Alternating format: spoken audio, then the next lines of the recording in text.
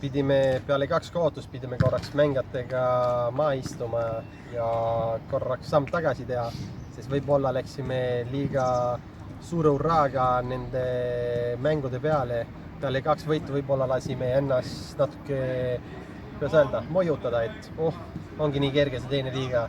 Aga need 2 mängud oli nagu kuldüš, nagu nii-öelda äratuskell kell 5 öösel. Aga peale need 2 kaotust saime mängijatega räägitud, saime aru, kus need rumalad vead tekkisid ja ma loodan, et juba esmaspäeval saan vigade parandust nende poolt näha.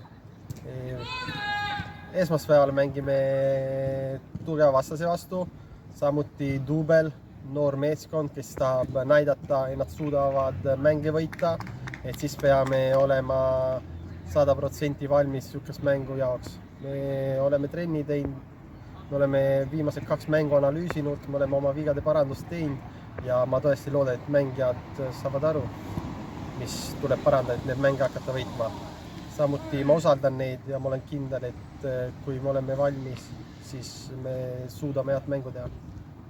Eelmine mäng Infonetiga, siis ma ütlen ausalt, meie poolt väga kehv sooritus.